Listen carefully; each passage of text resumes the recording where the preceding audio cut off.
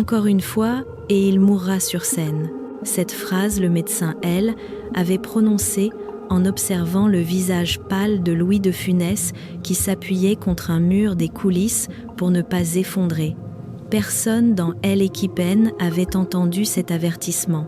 Personne N avait vu ses mains trembler, ni la douleur fulgurante qui serrait sa poitrine, comme si son cœur menaçait de se rompre. Quelques minutes avant le tournage, Louis se tenait seul dans une pénombre étroite, respirant difficilement les yeux brouillés, la paume glacée comme un homme qui vient de livrer un combat que nul ne soupçonne. Mais dès que les projecteurs S allumaient, il devenait un autre. Il courait, il tournoyait, il déployait son humour, avec une précision parfaite, arrachant des éclats de rire à tout le plateau. Il était impossible d'imaginer qu'il avait vacillé un instant auparavant. Cette transformation soudaine étonnait toujours, mais Louis savait qu'il ne s'agissait pas de magie, seulement d'une volonté farouche, logée dans un corps qui faiblissait de jour en jour. Ce qui effraie le plus ce N est pas sa maladie cardiaque, mais le silence qu'il choisit. Pas une plainte, pas une demande d'aide. Louis était convaincu que il laisse arrêter. Le rire du public éteindrait avec lui, et cette idée lui était insupportable. Il dissimulait sa souffrance derrière le rideau, là où personne ne pouvait accéder à sa fragilité. Ainsi, le public ne voyait que la lumière de scène sans jamais imaginer que chaque apparition de Louis était un pari risqué, où il jouait non seulement son rôle, mais aussi sa vie. Pour comprendre pourquoi Louis de Funès craignait tant l'oubli, et pourquoi il cachait sa douleur derrière un sourire éclatant, il faut revenir très loin en arrière, vers les premières années d'un enfant vivant dans une maison où le rire N avait presque jamais sa place. Louis naît dans une famille d'origine espagnole, installée en France avec l'espoir de trouver une vie stable, une vie qui ne viendra jamais vraiment. Son père, peintre talentueux mais fragile, sombre peu à peu dans la déception, puis disparaît un jour sans un mot, laissant derrière lui un vide glacial que aucun enfant ne pourrait comprendre. Sa mère, femme forte et déterminée mais blessée par la vie, porte en elle une inquiétude constante et des attentes démesurées. Elle oscille entre la rigueur, la fatigue et une tristesse silencieuse qui déborde parfois en éclats brusques. Louis grandit dans cette atmosphère lourde où chaque souffle peut changer l'humeur de la maison. Il apprend très tôt à se taire, à observer les ombres, à anticiper les gestes et les silences. Quoi qu'il fasse, il a pourtant l'impression de ne jamais être à la hauteur. C'est dans ce contexte qu'il découvre une chose étrange et presque magique. Lorsqu'il imite la démarche d'un voisin ou fait une grimace involontaire, sa mère esquisse parfois un sourire et l'air devient moins pesant. Louis comprend alors que le rire est une porte ouverte vers un peu de paix, un rare moment où les blessures des autres semblent cesser de peser. Le rire devient pour lui un refuge, mais aussi une mission qu'il se donne sans que personne ne le lui demande. Mais de cette découverte naît une autre blessure. Pour survivre, Louis apprend à cacher ses propres émotions. Il se convainc qu'il ne doit jamais être faible, jamais être triste, et que son rôle est d'apaiser les autres avant de penser à lui. De cet enfant naît un homme qui portera toute sa vie le besoin de faire sourire les autres pour ne pas sentir la solitude qu'il habite. Un besoin si profond qu'il finira par façonner chaque choix de son existence. Louis grandit avec l'idée qu'il devait dès abord rendre les autres heureux avant de pouvoir respirer pour lui-même. Mais en entrant dans l'âge adulte, il découvre que le monde au dehors est encore plus dur que la maison qu'il avait tant redoutée. À 20 ans, il essaie presque tous les métiers, jouant du piano dans des bars étroits, enseignant la musique aux enfants, se présentant dans de petites salles de spectacle où on change les comédiens comme on remplace une ampoule. Partout, on le regarde comme il n'existait pas vraiment. Les directeurs de casting le dévisagent sans attention, puis notent en quelques mots que son visage a rien de remarquable, que sa taille est trop modeste, que rien chez lui ne correspond à un rôle principal. Louise écoute ces remarques avec le silence qu'il connaît trop bien, et chaque fois il retourne dans sa chambre de fortune avec la même sensation que l'enfant qu'il avait été, celui qui donnait tout, mais qui manquait toujours d'une chose, essentielle, sans savoir laquelle.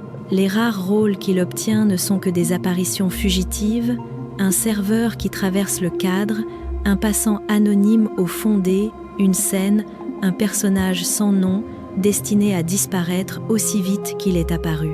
Pourtant c'est dans ces rôles que Louis commence à observer le monde autrement. Il perçoit le rythme de la foule, la façon dont les gens réagissent dès un simple mouvement de tête, dès une rotation du corps ou dès un pas un peu trop rapide. Il engrange ces détails comme si c'était là sa seule richesse, la seule chose qu'il pourrait un jour offrir au public. Parfois, un acteur principal quitte la scène épuisé et Louis l'observe s'effondrer sur une chaise de bois. Il comprend alors que le métier N n'est pas une suite de triomphes, mais une lutte lente et invisible contre l'usure du corps et des émotions. Mais au lieu de fuir, il désire d'autant plus la lumière, car elle est le seul endroit où il pense pouvoir exister, ne serait-ce qu'un instant. Ces années de refus ne le brisent pas. Elles forgent au contraire ce qui deviendra son trésor le plus précieux, une persévérance absolue, et cette capacité rare de se transformer en n'importe qui, du moment que cela pouvait faire rire ou moins suspendre le regard de ceux qui n'avaient jamais vraiment voulu le voir. Après près de 2 décennies durant lesquelles on ne voyait en lui qu'une silhouette de passage, Louis continuait pourtant à chercher une chance si infime que beaucoup pensaient qu'il finirait par renoncer sauf lui. Puis un jour, dans une petite salle de spectacle aux rangées clairsemées, survient un événement que personne aurait pu prévoir. Au milieu d'une scène modeste, un jeune metteur en scène remarque Louis, non pour son apparence, non pour sa voix, mais pour l'étrangeté fascinante de ses gestes. Son corps frêle semblait tendu comme un instrument parfait, et chaque mouvement, chaque rotation, chaque haussement de sourcils possédait une précision rythmique qui n'appartenait que à lui. À partir de cet instant, une première porte s'entr'ouvre. Louise obtient des rôles secondaires plus consistants, et dans chacun d'eux, il concentre toutes les années de refus, toutes les blessures silencieuses qu'il transforme en une énergie unique sur scène. Le public ne connaît pas son nom, mais reconnaît cet homme minuscule capable de provoquer un éclat de rire dès un simple pas mal assuré ou dès un regard furtif. Ce qui autrefois était perçu comme une bizarrerie devient soudain une signature impossible à imiter. Puis vient le véritable basculement. Avec les premiers films de la série Le Gendarme, puis l'immense succès de La Grande Vadrouille, la France découvre enfin Louis de Funès. Dans les villes comme dans les villages, les foules se pressent devant les salles de cinéma pour voir cet acteur qui court, qui crie, qui tourbillonne avec une frénésie presque irréelle et pourtant d'une drôlerie inépuisable. Louis est plus la silhouette au fond du cadre. Il devient le centre de l'image, l'âme, même de chaque scène. Ce qui frappe est que Louis a jamais changé sa manière de jouer. C'est le monde qui change la manière de le regarder. On le surnomme le petit cyclone, celui qui fait oublier les ombres des années après-guerre, celui qui parvient à faire rire plusieurs générations d'un même souffle. Ce est pas seulement le moment où il devient célèbre. C'est l'instant où Louis de Funès sort définitivement de l'ombre de sa propre vie pour occuper la place qu'il avait attendue tout au long de sa jeunesse. Une place éclairée d'une lumière si éclatante qu'il devient enfin impossible de douter qu'il était né pour cela. Lorsque le nom de Louis de Funès se répand à travers toute la France, lorsque chacun de ses films devient un événement, lorsque son rire résonne dans les foyers, on pourrait croire qu'il traverse les années les plus heureuses de sa vie. Pourtant, jamais Louis ne s'est senti aussi seul. Le succès arrive comme une vague immense aile, entraînant dans un rythme épuisant, fait de dizaines de prises chaque jour, de voyages incessants, de réunions sans fin et d'attentes auxquelles lui-même, N, avait jamais songé. Sous la lumière, on ne voit de lui qu'un homme vif, précis, d'une intelligence comique rare, capable de déclencher un éclat de rire avec un simple mouvement brusque ou un changement soudain d'expression. Mais en regagnant sa loge, il retrouve un autre homme, un homme qui s'assoit pour reprendre son souffle, un homme conscient que son corps peine désormais à suivre les exigences de son art. Il le sait, mais il refuse de céder. Louis redoute le silence plus que tout. Il redoute ces moments où le rire s'estompe et où il n'est plus qu'un homme face à lui-même. Toute sa vie, il a cru que sa valeur dépendait de sa capacité à répandre la joie autour de lui. Si un jour il n'y parvenait plus, il craignait de redevenir cet enfant qui observait les autres depuis un coin de la pièce sans que personne ne remarque sa présence. Certains collègues racontent qu'il leur arrivait de surprendre Louis assis seul derrière le rideau, non pour se reposer, mais pour maîtriser sa respiration et dissimuler le tremblement de ses mains.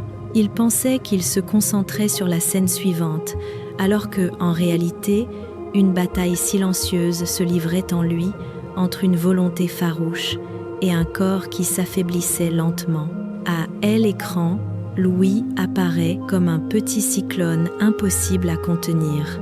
Mais derrière le rideau, il n'est qu'un homme fuyant sans cesse la peur de l'oubli, un homme qui ne s'accorde jamais le droit d'être fragile, convaincu que la fragilité équivaut à l'échec. Et plus il brillait au sommet, plus il sentait que la seule chose qu'il ne pouvait pas perdre était le rire du public, même si ce rire lui coûtait la part la plus essentielle de lui-même. Le succès porte Louis de Funès au sommet, mais ce sommet devient peu à peu un lieu dangereux où son corps se fissure à mesure que le public, acclame. À partir de la fin des années 60, il ressent de plus en plus nettement des douleurs qui partent de la poitrine et remontent vers la gorge, des instants où il doit s'arrêter pour retrouver son souffle, comme si son corps se détachait, soudain, de sa volonté. Certains matins, il se réveille avec l'impression que son cœur bat de travers, puis retrouve un rythme régulier, avant de repartir dans une irrégularité inquiétante. Malgré cela, il arrive au tournage ponctuel, impeccablement habillé, le sourire déjà prêt pour la France entière. Selon ceux qui travaillaient avec lui, il arrivait que Louis perde sa couleur habituelle en pleine scène, comme si son énergie évaporait d'un coup. Dès qu'il tournait le dos à la caméra, il cherchait un mur pour y appuyer, reprenant son souffle avec peine. Mais dès que le bruit de la caméra retentissait, il redevenait l'acteur que tous attendaient, maîtrisant chaque geste, chaque rythme, avec une apparente facilité. Chaque prise ressemblait désormais à un pari risqué contre les limites de son propre corps. Les médecins diagnostiquent une maladie cardiaque sérieuse et avertissent qu'il doit arrêter complètement pour ne pas risquer de s'effondrer devant les caméras. Louis écoute en silence. Il sait que arrêter signifie disparaître. Il ne discute pas, ne proteste pas, il acquiesce simplement, puis reprend son travail comme si la mort était qu'une ombre lointaine de l'autre côté du rideau de scène. Il y eut des nuits où Louis restait assis seul dans une pièce sombre où les lumières du plateau étaient déjà éteintes depuis longtemps. Il écoutait les battements irréguliers de son cœur, un battement lent, puis un bond soudain comme une alerte sourde. Il savait que son corps lui demandait d'arrêter, mais il ne pouvait pas. Toute sa vie, il s'était convaincu que sa valeur existait à travers le rire des autres. Si ce rire éteignait, il ne savait plus qui il était. Peu de temps après, une crise cardiaque violente l'emporte. Ce n'est pas une mort soudaine, mais la conclusion annoncée d'un combat silencieux qu'il avait accepté depuis longtemps avec la sérénité étrange d'un artiste persuadé que parfois art exige le prix le plus cher. La nouvelle de la mort de Louis de Funès se répand dans toute la France par un matin froid et silencieux, comme si le pays lui-même percevait le poids de cette absence soudaine. personne N était véritablement prêt à ce moment, car Louis N n'était pas seulement un acteur comique, il était la présence familière de toutes les maisons, celui qui transformait les soirées sombres en instants plus doux, celui qui allégeait les jours difficiles. Lorsque la nouvelle tombe, il semble que la France entière retienne son souffle. Les salles de cinéma projettent de nouveau ses anciens films. Les stations de radio rediffusent des extraits où son rire vif et contagieux résonnait encore. Et dans les rues, on parle de lui comme on parle d'un proche que Léon vient perdre. Ce qui touche le plus profondément les gens N est pas seulement la disparition d'une icône, mais la prise de conscience que derrière ces performances éclatantes se cachait un homme qui avait souffert bien plus qu'il ne l'avait. Imaginez, les rires qui autrefois jaillissaient naturellement semblent désormais chargés d'une nuance nouvelle, comme si chacun pouvait entendre à travers eux les respirations difficiles qu'il avait dû dissimuler. Beaucoup disent qu'ils ont l'impression d'avoir reçu de la force de Louis, sans jamais savoir ce qu'il avait dû sacrifier pour leur offrir ces instants de joie. Dans les jours qui suivent, une foule silencieuse se rend au cimetière où il repose. Il n'y a pas d'alignement de caméras ni de démonstration bruyante. Il n'y a qu'un calme profond, une sorte de gratitude collective.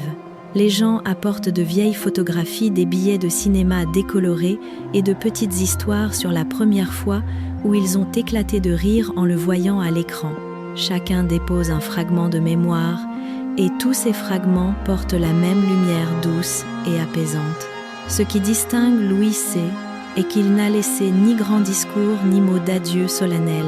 Ce qu'il a laissé est bien plus rare la chaleur simple et durable que ressentent ceux qui l'ont vu jouer, cette joie discrète qu'ils peuvent encore partager même des années plus tard.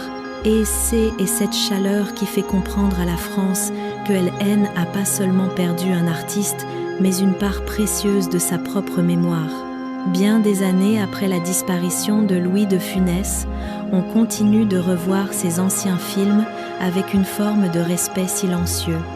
Ce n'est pas pour leur prouesse technique, ni pour des récits spectaculaires, mais parce que chacun de ces rôles contient quelque chose de difficile à définir, une légèreté mêlée de gravité, une manière presque instinctive de ramener chacun à sa propre humanité.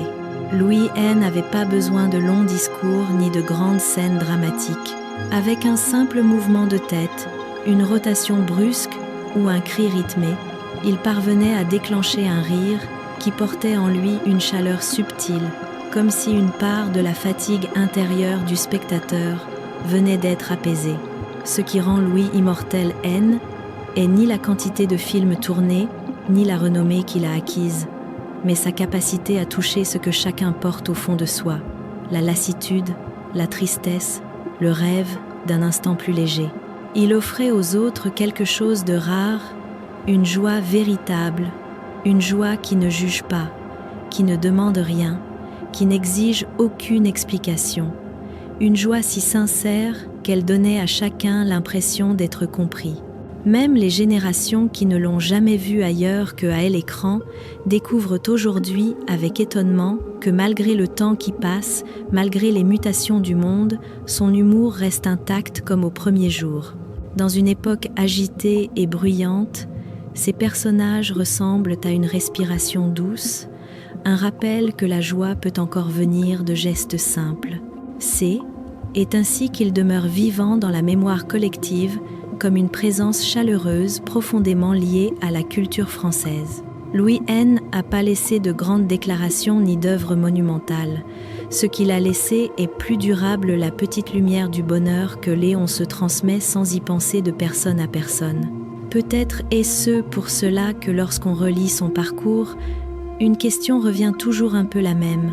Peut-être que les génies capables de faire rire le monde entier sont aussi ceux qui portent en eux les peines les plus profondes. Une question sans réponse, mais qui fait naître pour Louis un attachement et une mélancolie que les années ne parviennent pas à effacer.